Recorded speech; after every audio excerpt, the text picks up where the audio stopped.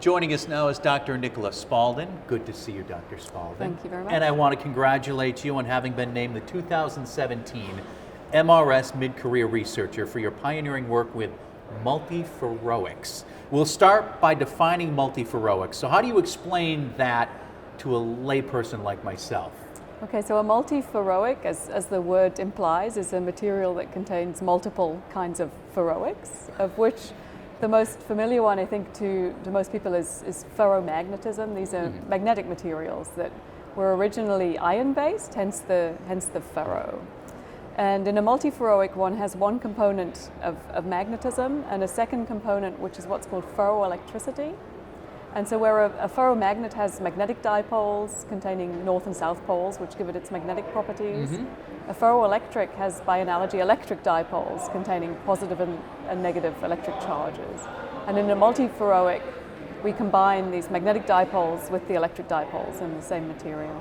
That's a great explanation because I understood everything. Oh, right good. So are these products or devices that a layperson would know as a result of this work? So I'd say not yet, but we're hopefully very close. And the idea is that when one has simultaneously electric dipoles and magnetic dipoles in the same material, that we can reproduce all of our existing magnetism technologies, but we can control them using electric fields.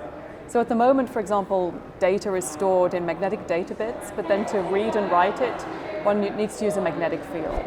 And conventionally, magnetic field components are rather large and heavy, and they use quite a lot of energy. But if one could control magnetism with an electric field, then an electric field component can be very tiny. You can make it smaller then. And use a lot less energy.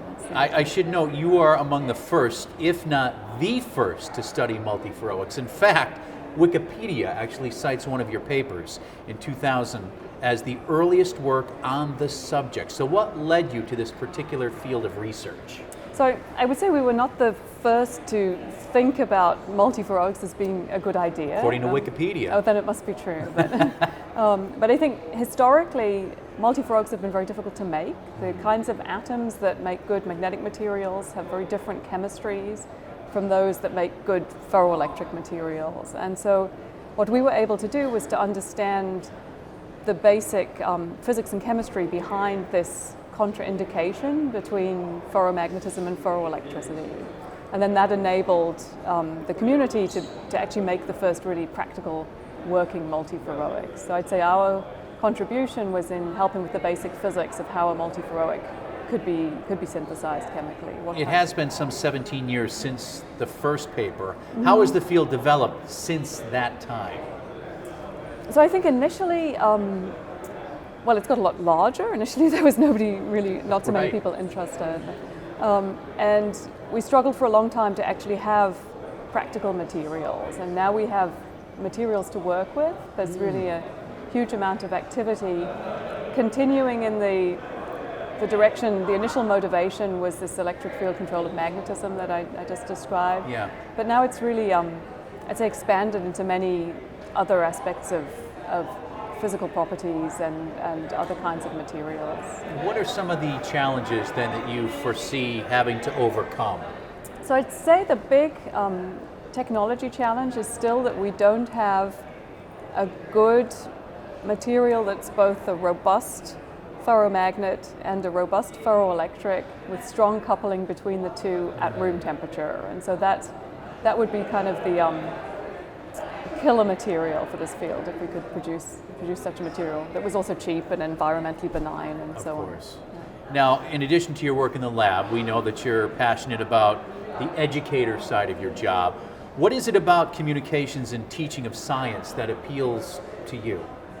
What is it that I like about teaching? I guess part of it's kind of self-interest, that one wants to make sure the next generation has the same, that one propagates one's interests in the next generation.